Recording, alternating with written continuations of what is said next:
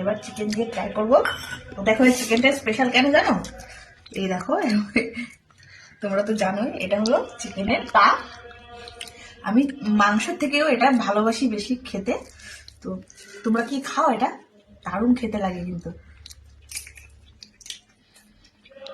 এটাকে ভালো করে কষিয়ে রান্না করতে হয়, তাহলে সফট হবে। দারুণ হয়েছে না? হেবি সুন্দর হয়েছে।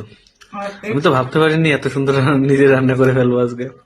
এই দেখো, এটা হলো চিকেনের স্কিন। আর আজকে স্পেশাল কি জানো? আজকে চিকেনটা আমার বড় রান্না করেছে। সত্যি দারুণ হয়েছে রান্নাটা। টাইম পায় না সবসময়, কিন্তু আজকে সানডে বলে নিজে হাতে অনেকদিন ইচ্ছে করছিল, তো ওর হাতে চিকেন খাবো, তো আজকে করেই ফেলেছে। খুব ভালো হয়েছে রান্নাটা। তো তোমাদের বড়রা কিরকম আমার বরের মতন করে খাওয়ায় রান্না? কমেন্ট করো আমাকে, কার কার বর আমার বরের মতো এরকম রান্না করে খাওয়ায়। আগে মাঝে মাঝে করতো, এখন কাজের জন্য টাইম পায় না বলে আর হয়ে ওঠে না। ও একদম ব্যস্ত থাকে এত। আজকে একটু ফ্রি ছিল বলে তাই বললাম। আর আমার বরের আর একটা দারুণ জিনিস করে, সেটা হলো চাউমিনটাও দারুণ করে। ও সময় পেলে করে। এখন আর সময় পায় না সেরকম।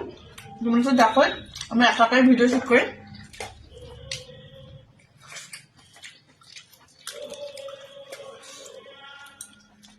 আগে খুব খাওয়া হতো ওর হাতে, টাইম পেলেই করতো। তো চলো বন্ধুরা, খেয়ে নিই আমি, নাহলে আবার ওর মেয়ে উঠে গেলে আমি আর বসে খেতে পারবো না। 1 মিনিটও ও সহ্য করবে না। আর এখন এমন হচ্ছে না, যত বড় হচ্ছে ও মাকে খুব চেনে, অন্য কারোর কাছে থাকতে চায় না। আমাকে মানে ওর খাওয়াতে হবে, আমাকে ওর কাছে সবসময় আমারই থাকতে হবে। আগে একটু ওর বাবার কাছে দিদার কাছে থাকতো, এখন একটুও থাকতে চায় না। যার কাছে যাক শুধু কান্না করে, আর আমি নিলে পারি চুপ। তার জন্য আমার আর টাইম মতো কিচ্ছু হয় না, না স্নান করতে পারি না টাইম মতো খেতে পারি। তো এই হচ্ছে আমার এবার দিন যাচ্ছে।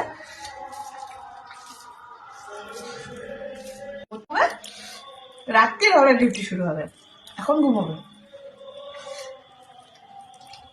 এখন